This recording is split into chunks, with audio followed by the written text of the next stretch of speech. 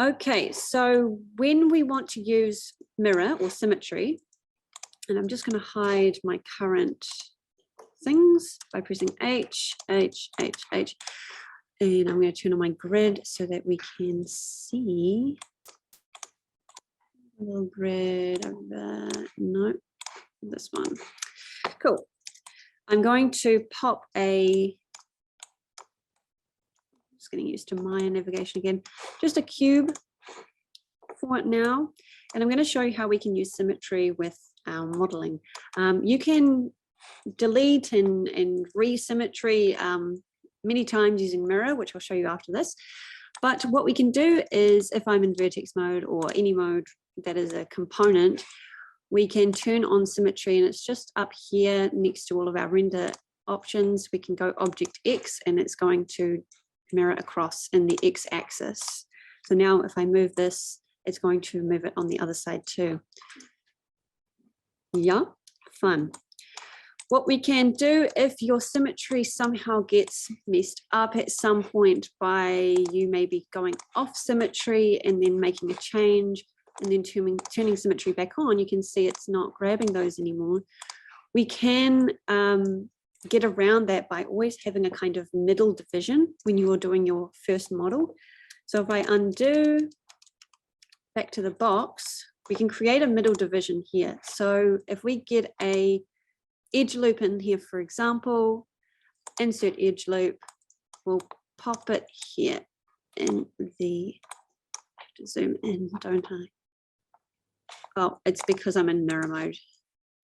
Pop it in a edge loop. You can pop it anywhere, and we can pop in the value to shift it into place by going to the attribute editor, which I remind you is practically a history of everything to do with the object you have selected. So the action I just did is the most recent in the tabs, and if I go along, it's the history of this object. So the second one along is that loop. The weight we can change to 0.5, and it's going to slot itself in the middle. No, 0.5, please. Cool. So if we jump over to orthographic mode, we can see it's perfectly in that center. It's a good idea to have a center kind of seam when you're doing your modeling, just because if you ever needed to go back and fix your symmetry, you can just delete one half and mirror it across. So let's go through that process now. All right, so I've, for example, messed up this side of my symmetry. Turn it off. We can see with symmetry on that it's not grabbing that other side. Let's delete that half by going off, grabbing face, and we can just delete that half. You can either click and drag and it'll select everything that was in that box. If we tumble around, we can see that it's grabbed everything in that selection. Or you can grab a face. If it's looped, you can grab a face. The next one you double click, and it's going to complete that loop. It's not going to grab the one on the end because it wasn't a part of the loop. Delete. Now we have our seam ready to go. We can grab all of our geometry and go up to mesh, mirror. You can open this little box here just so that we can look at the options that mirror is going to offer you. So it's going to mirror in the world axis. That's fine. So it's just the general world, and we've got it in the x-axis, so we're going to mirror across to the x-axis. We're going to mirror, I don't know what those do. We're going to keep the borders merging, so when it mirrors it across, it's not going to create a duplicate and mirror it. It's going to create a seam, and your object will be whole instead of two components. And we can reduce the smoothing angle so that the parameters of that merge are narrower. So if we set it to 10, or sometimes you can even set it to like 0, it'll just make sure that any verts that are near the center, maybe you haven't perfectly got your center line there. You might have accidentally moved a vert at some point if your model is more complicated. You can increase the smoothing angle is going to calculate the area adjacent to the center line and merge those verts, because it'll just calculate that for you.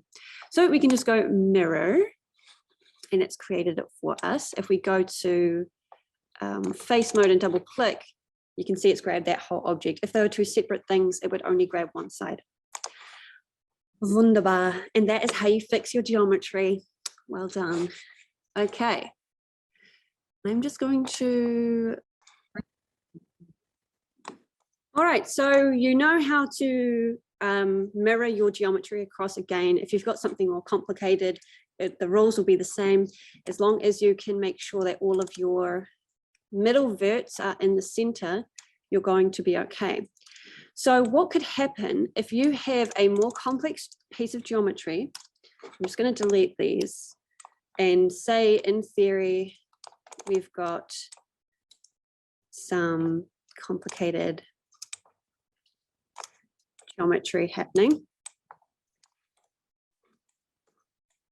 And we accidentally move some or one of our verts, and they've become all wobbly, and now your center line isn't perfectly symmetrical and your mirroring doesn't work. This will be probably way more subtle than this demonstration, but it will be by a very small degree sometimes that your vert is not in the center. What you can do is just pop it into the center with snapping. So if we grab in the orthographic mode, which is just hitting the space bar, we can grab all of the verts that would have been along that edge, or we can just grab edge because it's much easier. We can grab our edge, double click, and it'll get that whole loop. And we can see that it's grabbed that whole loop around the perimeter, and we can just scale it until it is straight. And we can see that I've got a vert from the other loop on the other side. So I'm going to just push that in. Cool. Edge mode, we just scale it. And it's totally flat. It's not in the center yet, but let's do that now. So if we're in move mode, you can just press X, and you can see how the middle of my toggle thing is changing to a circle. That is snapping to the grid. So you can see it's just jumped over. I undo, X, drag, it's going to snap to the grid. Cool. And that is how you recenter everything. How do you snap? You just hold X. So that, yeah, that's just holding X. And you can see them up here. There's these little magnets. They all do slightly different things. So the one we're doing, X, it's snapping to the grid. You've got other options, ones that snap to other vertices. These are all a little bit more complicated. For the basic stuff, we'll just stick to snapping to the grid. Cool. So now that you've done that, you can mirror across and your vertices are all in the center, and you know that they're all in the center. Okay, cool.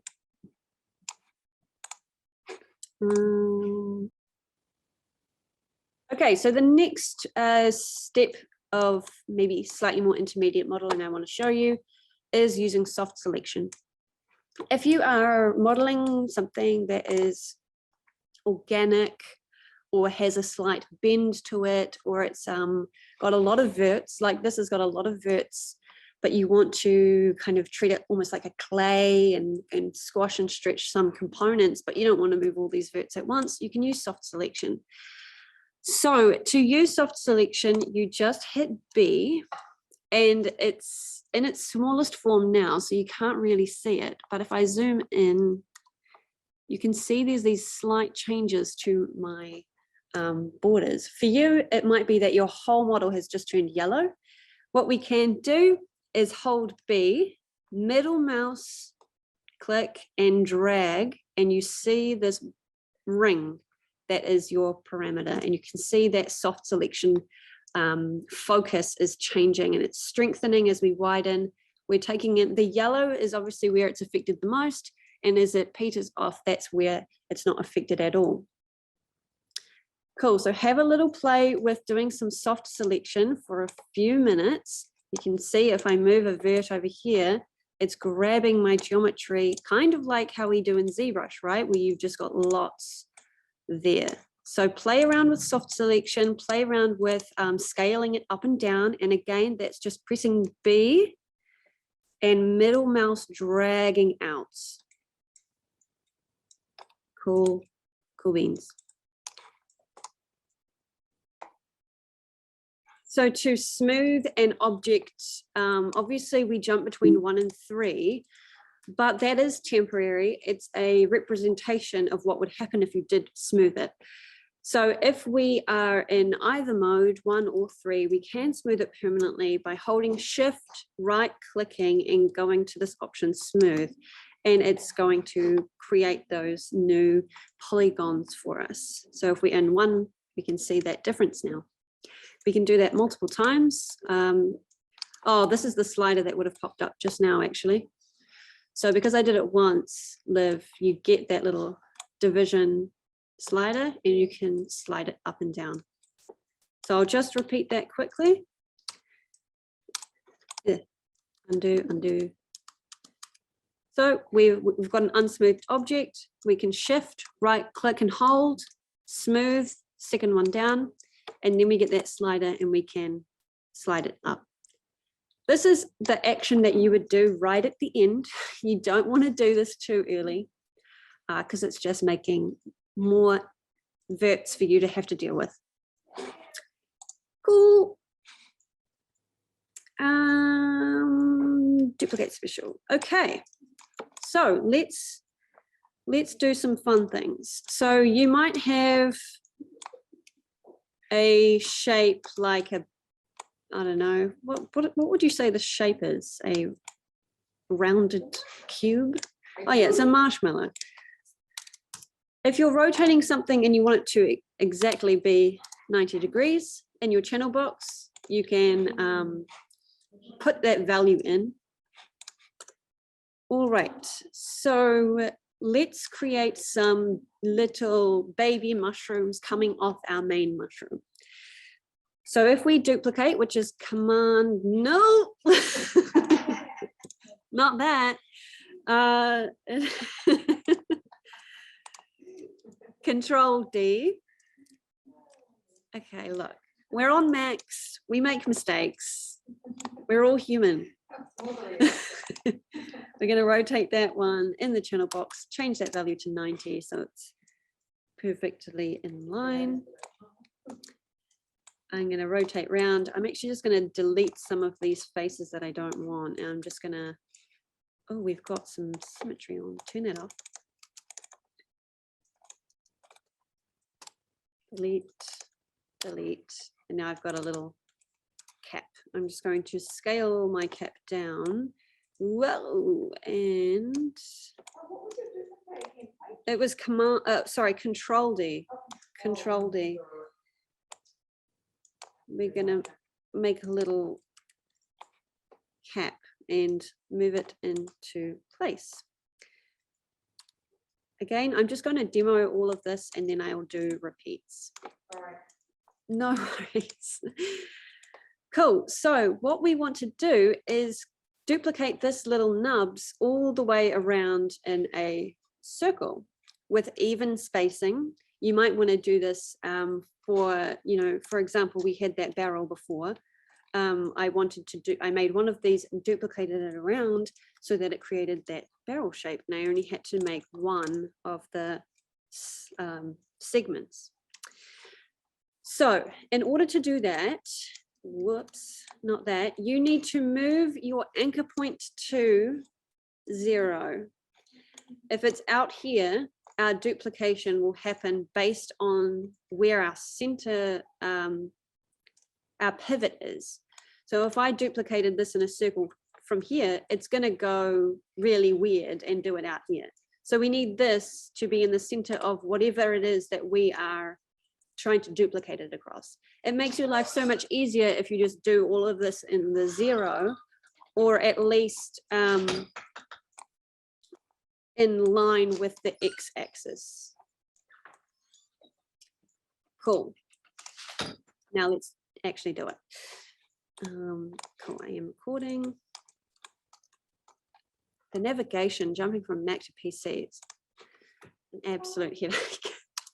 Okay, so let's move that into the center. Let's go to orthographic mode by pressing space.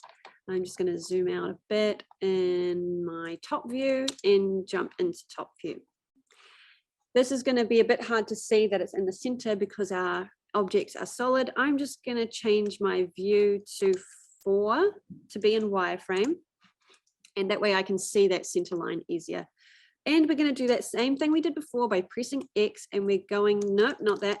We are going to press D and then X. So D is going to just tell Maya that we're wanting to specifically move the pivot point. We don't want to move our geometry. Remember, if we pressed X, it's actually snapping the component we have selected. If we do D and then X, I'm holding both of them at the same time, by the way. So holding D and then holding X, we can move our pivot and it's going to snap to the grid. And now we can duplicate it around in a circle. Cool. All right, I'm actually going to stay in that mode and we are going to go up to use your brain. Where did I put you?